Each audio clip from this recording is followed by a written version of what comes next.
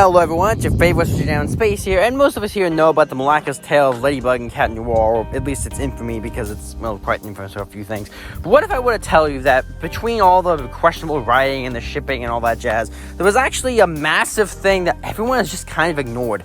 Like, really, I can't find a single person who's actually pointed out this really big plot element that is just gone completely overlooked. So here today, we're going to reveal the deepest secret about Miraculous LadyBug that no one has talked about. Let's get into it.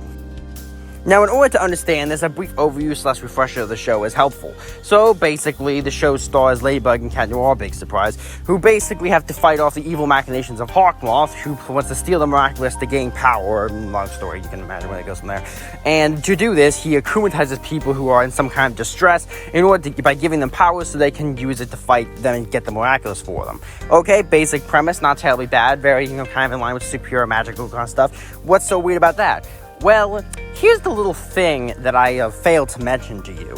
You see, you ever know those word text where, like, you read a sentence and then you think there's something there, but it isn't actually there, but your brain fills in the gaps? Yeah, you should be filling in the gaps right here. Or rather, you didn't. You see, or you did, depending how you want to word that. Basically, the akumatization itself is actually a bit weird. Is that, blah, blah, blah, someone's in a period of emotional stress, Hawkmoth goes to them, gives them the butterfly, and so they become, supervillains and all that jazz to fight them. Then the heroes unakumatize them and they go back to normal. But here's the thing. Did you catch it now? That there is a missing part in that step that you think should be there. The part about mind control. Now, this sounds weird, but given how the show actually they're in a period of stress, and then they're mind controlled by Hawkmoth to do evil, but they aren't. I've looked up and down. I've asked people who are big fans of the show, or bigger fans, and they understand this. I've looked at the wiki and things. There isn't mind control involved. These people, these civilians, these normal people, friends, co-workers, shop owners, whatever they aren't being mind-controlled into evil. They are doing this entirely of their own free will. Now, of course, that sounds ridiculous. It can't be real. Like, they surely must be, but yet they aren't mind-controlled. The story sometimes acts like they are, as in, like, characters treat it like it's mind-controlled, but it isn't.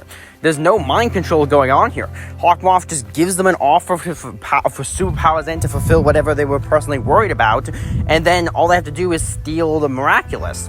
Of course, they fail, but that's not the point. The point is, they willingly choose this deal.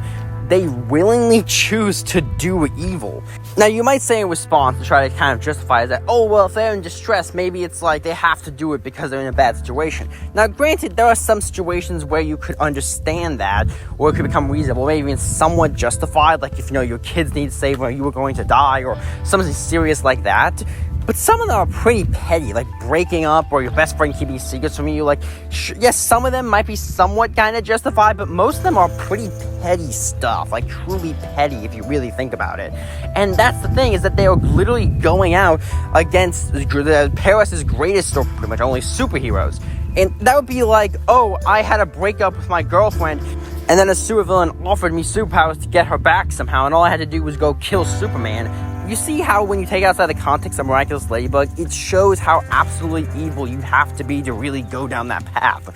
Or at the very least, incredibly selfish. And the thing is, these people get help from Miraculous, the superheroes, all the time. It's not like they have some personal hatred of it. It's not like someone who hates Spider-Man getting the powers to go beat the Spider-Man. It's that they'll praise the heroes and they'll reward them and ask for their help when they need it, but then also turn their backs on them the moment they can get the opportunity, like out of nowhere, pulling a full Benedict Arnold on them.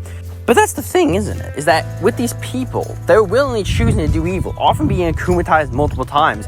But then the moment Ladybug or Cat Noir saves them, like, oh, thank you for saving me, I've learned my emotional lesson, all that jazz.